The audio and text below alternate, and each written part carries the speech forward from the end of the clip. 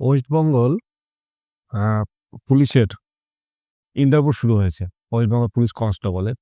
তো অনেকে পরীক্ষার্থী, অনেকে ঘাবড়ানো, অনেক YouTube দেখছে, হ্যাঁ? দেখে নিয়ে ভাবছে যে উম আরো কিছু পড়তে হবে নাকি, আরো কিছু নাকি। আমি একটা লাস্ট মিনিশিন কথা বলব যে আমি অনেক কিছু পড়াশোনা করেছি, অনেক কিছু দেখেছি। যে না এত কিছু এই পড়া, সেই পড়া, এই ইতিহাস পড়া, ভূগোল পড়া। আমি মনে করি পুলিশের ইন্টারভিউতে জাস্ট বেসিক ১ থেকে ২ মিনিট তোমাকে টাইম নিবে, নাও নিতে পারে। শুধু গেলে যে তোমার নাম জিজ্ঞেস করল বাস শেষ হয়ে গেল। তার জন্য এত ঘাবড়াবার কিচ্ছু নেই। ঠিক আছে? তোমরা যারাই ছেলে-মেয়ে যারাই কনস্টেবলের ইন্টারভিউতে যাচ্ছ, তোমাদের নিজেদের যেটা যোগ্যতা ছিল সেটার মাপকাঠি তোমরা পাস করে অলরেডি এসছো। মাঠ ক্লিয়ার করেছে। এখন আর ভয় পাওয়ার কি আছে? কি আসবে? 5 মার্কস, 6 মার্কস অলওয়েজ সবাইকে দিচ্ছে। তুমি যদি এখন এখানে ১৫ তে ১৫ পাওয়ার আশা করো, তাহলে তো গড় ছাড়া কোনো উপায় নেই। কিন্তু আমার নিজের কাছে কি আছে? কিচ্ছু না। নরমাল এই বেসিক কয়টা কোয়েশ্চেন দেখে যাও। কিচ্ছু করতে হবে না। এত নিয়ে প্যানিক কিচ্ছু করতে হবে না। আশা করি প্রত্যেকে এর মধ্যে ঢোকা বাইর হওয়ার কথা শিখে গেছো, কিভাবে ঢুকতে হয়, কিভাবে বসতে হয়, রুমে কিভাবে স্যারদেরকে জিজ্ঞেস করতে হয়, গুড মর্নিং স্যার, দুপুর ১২ টার পরে হলে গুড আফটারনুন স্যার, বিকাল ৪ টার পরে আ গুড ইভনিং স্যার, এই কথাগুলো শিখে গেছো। এবার কথা হচ্ছে আমি কি প্রশ্ন দেখব, কি প্রশ্ন হতে পারে? Just basic. তোমার নাম কি? এটা সবাই জানো। নিজের নাম বলবে। আর কি বলল? না তোমার ঠিকানা বলো। বলতে পারবে না যে আমার ঠিকানা কি? আমার নাম তোমার রমেন দাস। আমার পিতা অমুক। আমার বাড়ি হচ্ছে কোচবিহার। আমার গ্রাম কোতোয়ালি। আমার রাজ্য পশ্চিমবঙ্গ, জেলা এই। হয়ে গেল। যদি তোমাকে এই ঠিকানা বলো প্রশ্নটা বলে তাহলে কিন্তু আর এই প্রশ্নটা করবে না। এই ২ টার মধ্যে অফ। ঠিক আছে? এই ২ টার মধ্যে যদি তোমাকে ঠিকানা বলো না বলে তাহলে জিজ্ঞেস করতে পারে তোমার সম্পর্কে বলো। একই কথা বলবে।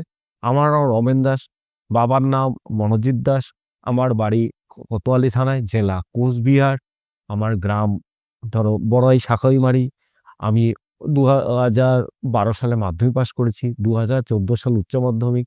তার পরবর্তীকালে আমি গ্র্যাজুয়েশন এত সালে করেছি। বর্তমানে কম্পিটিটিভ পরীক্ষার জন্য প্রস্তুতি নিচ্ছি। বর্তমানে এই যে আমি ইন্টারভিউ এসেছি। বাস শেষ কথা। তোমার নামের আখরই যার যেটা নাম আছে, কারো নাম দেখা গেল বাদল, কথার কথা।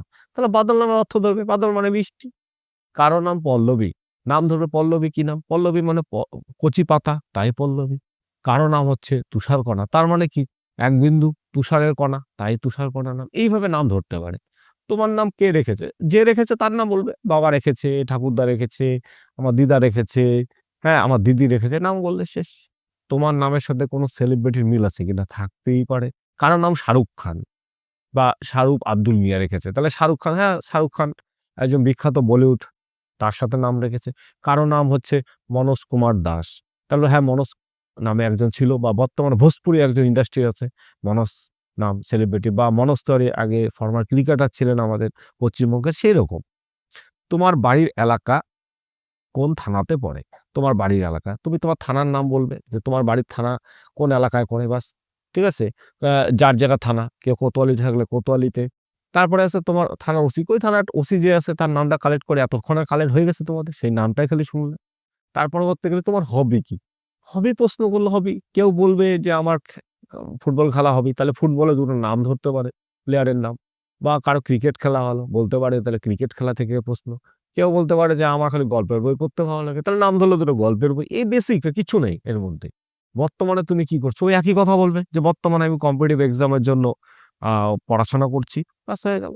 দেখা গেল সুন্দরবনে দেখা গেল তোমার পোস্টিং সুন্দরবন এলাকা হলে তুমি কি পুলিশের চাকরি করতে যাবে? তুমি অবশ্যই বলবে, "হ্যাঁ স্যার আমি যাবো।"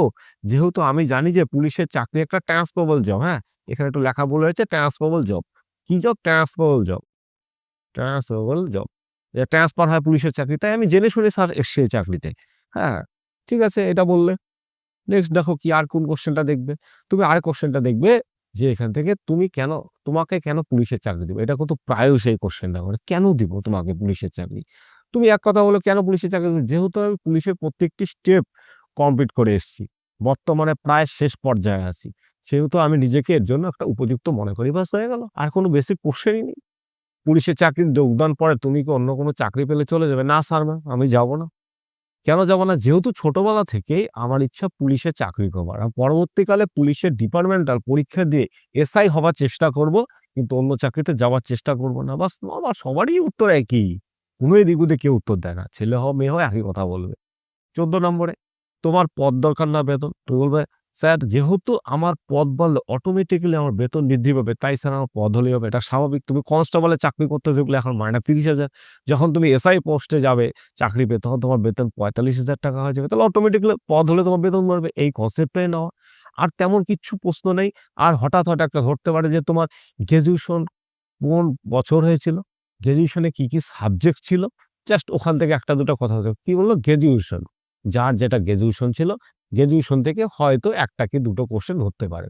যদি দেখা যাচ্ছে যে তুমি কোয়েশ্চেন বলতে পারছো না, তো বলবে, "স্যার, আমি তো অনেকদিন আগে বিএ পাস করেছি। এখন বর্তমানে ওই সাবজেক্টগুলোর সাথে আমি টাচে নেই।" ঠিক আছে? আশা করি তোমাদের ভয়টা একদম দূর হয়ে যাবে। এরপরে আর ভয় পাওয়ার কিছু নেই। তোমরা এই বেসিক কয়টা কোয়েশ্চেন দেখে তুমি তোমার যে আরাধ্য দেবতা আছে তার নাম নিয়ে বাবা-মা স্মরণ করেন। অবশ্যই যে স্যার বা যে দাদার দ্বারা তুমি হেল্প তো হয়েছো, বিভিন্ন পরীক্ষায় পাস করেছো, তাকে স্মরণ করে। ঠিক আছে? তার সাথে কনসাল্ট করে। দেখবে সবচেয়ে বড় শক্তি সে।